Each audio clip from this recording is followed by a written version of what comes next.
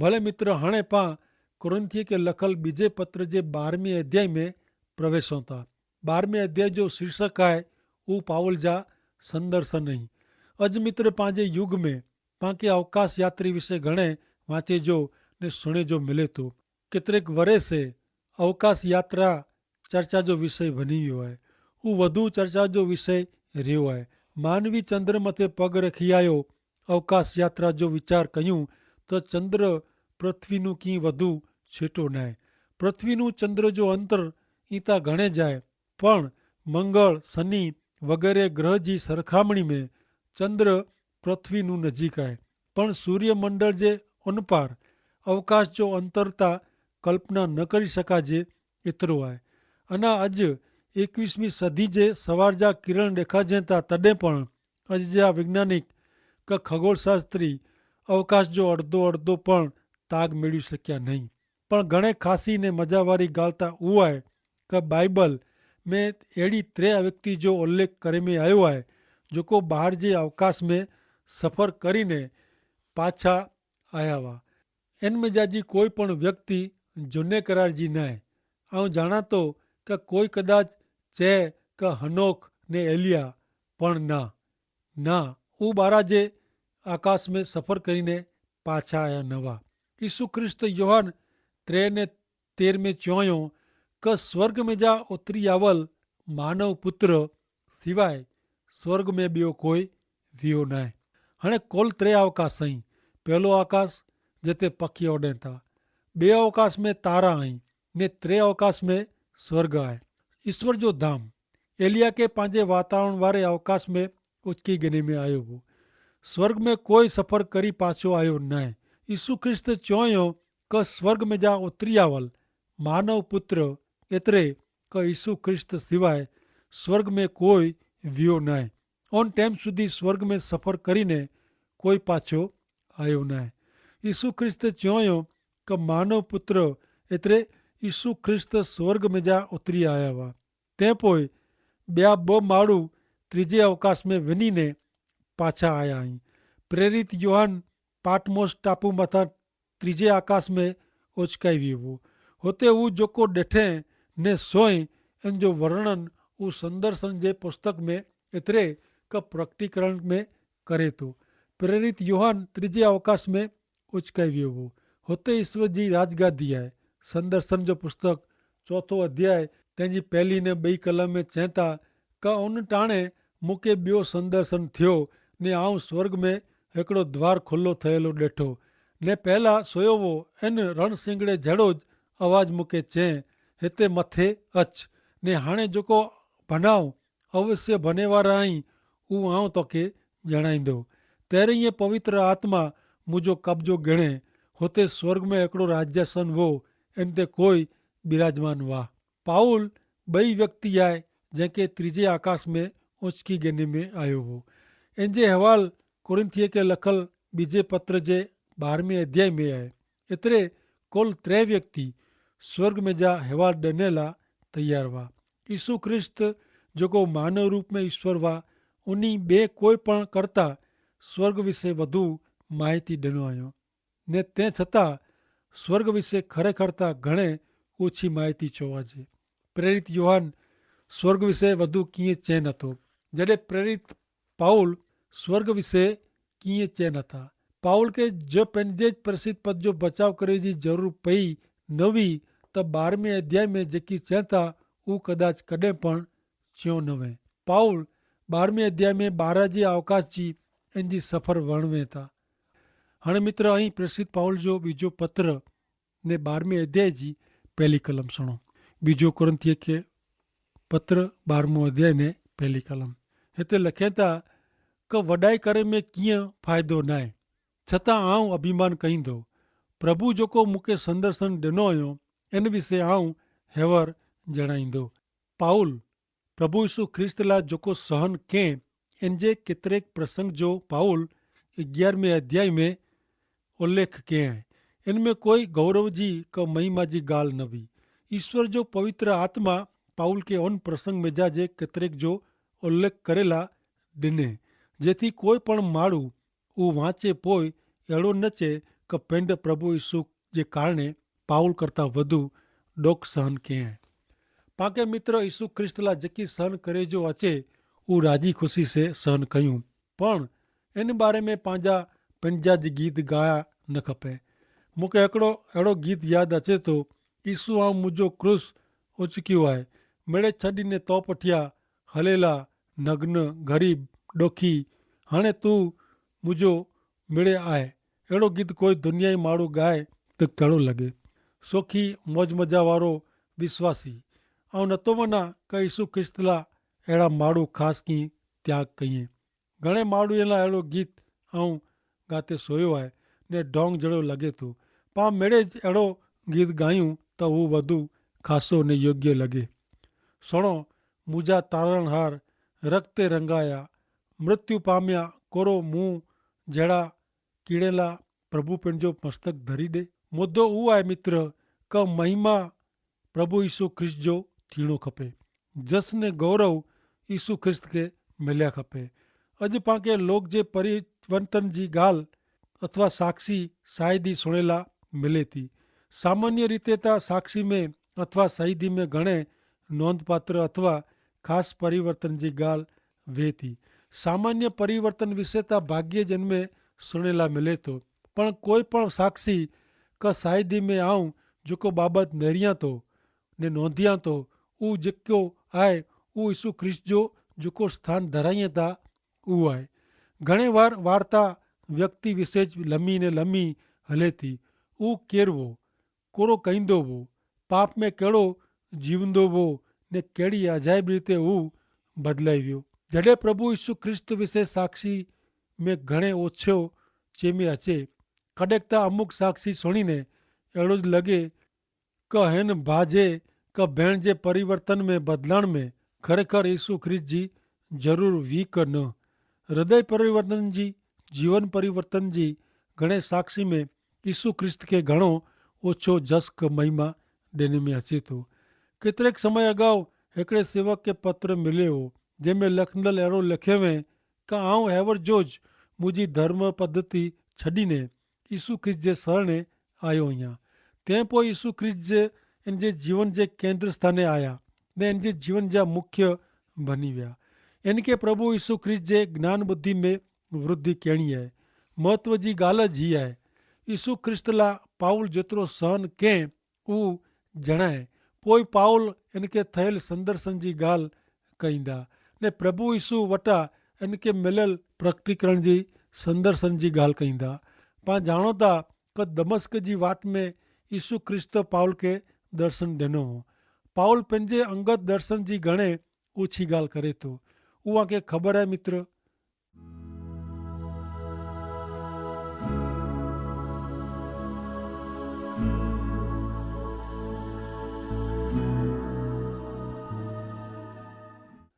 ऐं हाणे सुणो 12वें अध्याय जी 2 कलम। हिते पाउल चवनि था कि हिकिड़े ख्रिस्ती माण्हू खे आउं ओळखां थो जंहिंखे 14 वरे अॻाऊ छेक त्रीजे आकाश में कोठी गिने में आयो हो। प्रभु यीशु ख्रिस्त आकाश में उड़ंदल पक्षी जे आकाश जी ॻाल्हि कयूं। पक्षी आकाश में घणे ऊचे नथा उॾे, हू आकाश पुठिया जो आकाश, उन आकाश पुठिया जो आकाश टमटमटा तारे जो आकाश आहे। ही ॿियो आकाश हू त्रियो आकाश न आहे जंहिं ते ईश्वर जो राज्यासन आहे।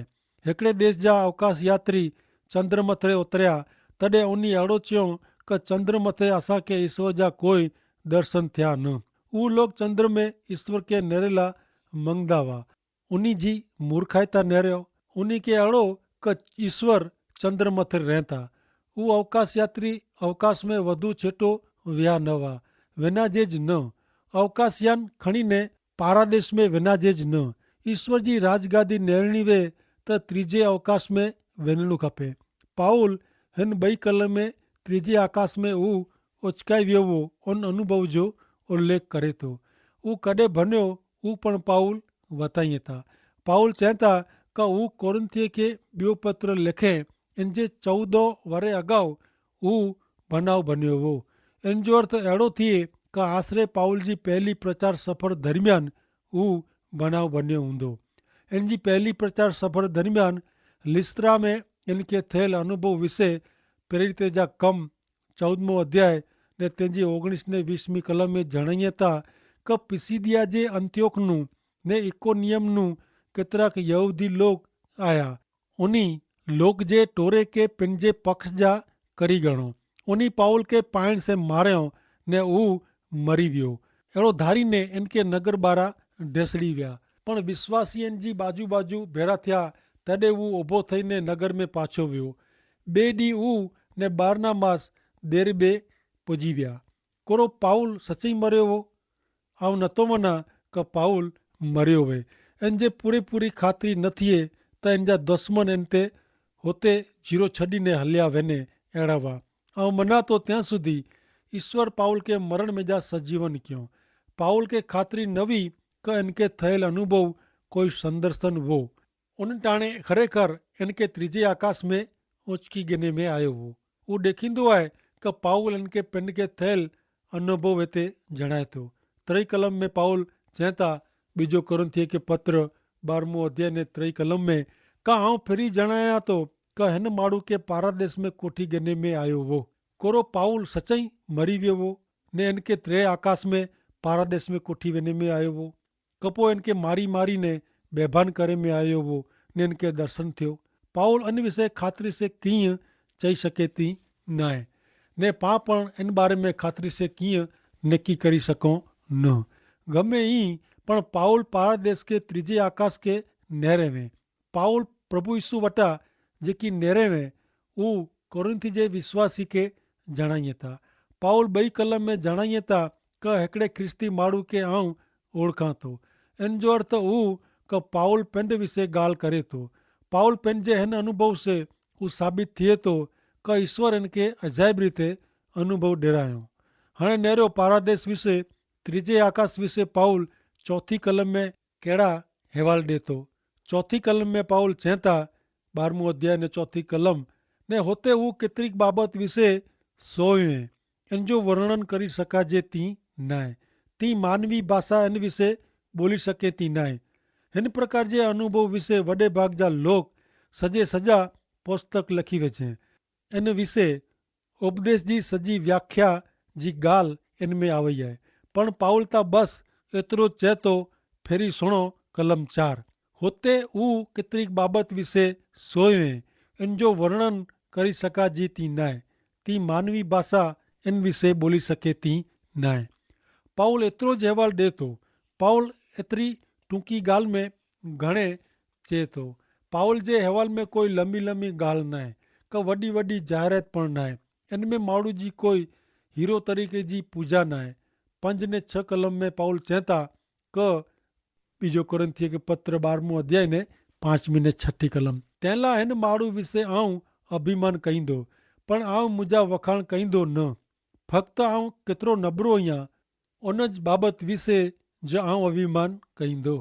ज आऊं अभिमान करे जो वीचारियां त आऊं मूर्ख नहीं आहियां, कारण आऊं सत्य जणायां थो, पण अभिमान नहीं कयां। कारण मूंखे सुणदल ने मुंहिंजो कमु नरींदल मुंहिंजे बारे में गमे अहिड़ो मत धराईंदो वे। इनू हू वधू मत धराए अहिड़ो आऊं इच्छा नथो। ऐं न्यारो मित्र, हिते कोई आत्मगर्व न आहे, मानवीय अभिमान न आहे। जिन माण्हू के ત્રીજે आकाश में उचकी गिने में आयो ने जाणे मानवी भाषा में जणाए न सघाजे अहिड़ी बाबत विषय सोयो, हू माण्हू ज आहे जेके शर्म लॻे इन रीते हिकिड़े सूंढले में लिकाईने मथली बारी में जा नगर बारा उतारे में आयो हो।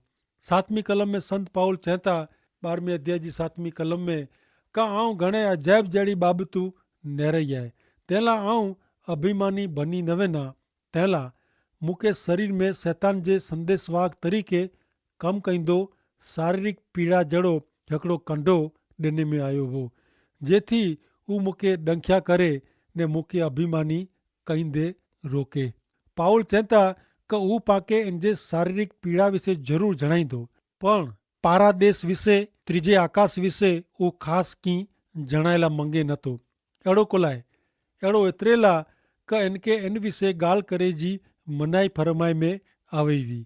मूंखे लॻे थो कि घणे बार शैतान यीशु ख्रिस्त जे साक्षीअ के ईश्वर विषय शायदि पूरींदल के पृथ्वी पर जे चित्र में जा पर्या करेला मंगे तो। शैतान उनके खसरेला मंगे तो। तैला शैतान बीमारी, रोग ने शारीरिक पीड़ा जड़े कंडे जो उपयोग करे तो। पाउल जो शारीरिक पीड़ा जो कंडो क्यों वो मूंखे ख़बर न आहे। मूंखे ख़बर न आहे कि पाउल पारादेश में त्रीजे आकाश में कोरो ॾिठे ने कोरो सोए। आऊं हू पण नथो ॼाणा कि पाउल जो शारीरिक पीड़ा वारो कंडो क्यों हो। पाउल इन विषय कीअं चयन आहे तंहिं लाइ आऊं नथो ॼाणा। नेरे जहिड़ी ॻाल्हि उहा आहे मित्र कि ईश्वर पाउल जो मोह बंदि करी वेधे ने इन जे अनुभव विषय ने इन जे कंडे विषय इनखे ख़ासि कीअं जणाए लाइ ॾिनो न। पाउल इन विषय ख़ासि कीअं ज़ाहिर करे नथो। कोई चए आहे मित्र कि कुते के घणे मित्र वेह, इन जो कारण उहो आहे कि हू पंहिंजी जेब हलाए जे बदिले पंहिंजी पुछ हलाए थो।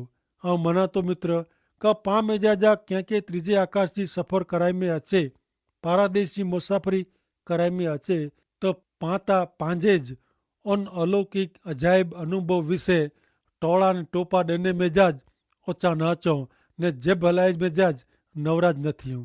पण मन में सवाल उहो ऊभो थिए थो कि ईश्वर कुलाए शारीरिक पीड़ा वारो कंडो ॾिनो एतिरे लाइ कि पाउल नम्र बने ने अभिमानी थई न वञे। अहिड़े संदर्शन पोइ पाउल हद बारा पिन खे ऊचो न सम्झे। तंहिं लाइ पाउल जो शारीरिक पीड़ा करींदड़ कंडो जेको वे ऊ पण ऊ घणे सहन न थिए अहिड़ो हो ने घणे वार इनखे कमु कंदे अटकाईंदो हो। ही कंडो पाउल के सेवा कम में अॾचण रूप हो। हाणे नेरो पाउल 8 ने 9 कलम में कोड़ चए था। बीजो कोरिन्थिय खे पाउल जो लखल पत्र 12 अध्याय ने तंहिंजी 8 ने 9 कलम सुणो। 3 बार हिन विषय आऊं प्रभु के प्रार्थना कई ने हू पर्या करेला विनंती कई। उन्ही जो जवाब वो तोखे त मुंहिंजी कृपा जी ज़रूर आहे, कारण जॾहिं तूं नबरो वें थो तॾहिं मुंहिंजो पराक्रम महान वे थो।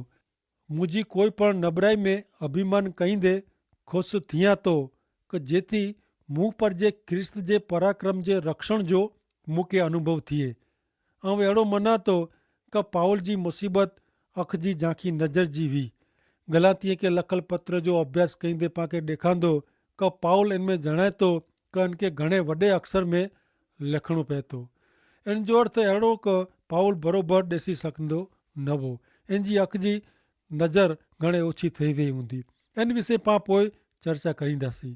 पाउल जो कंडो गमे हू वे पण हू पर्या करेला पाउल 3 वार प्रार्थना कयवे पण प्रभु इन लाइ सहमत थिया न हुआ।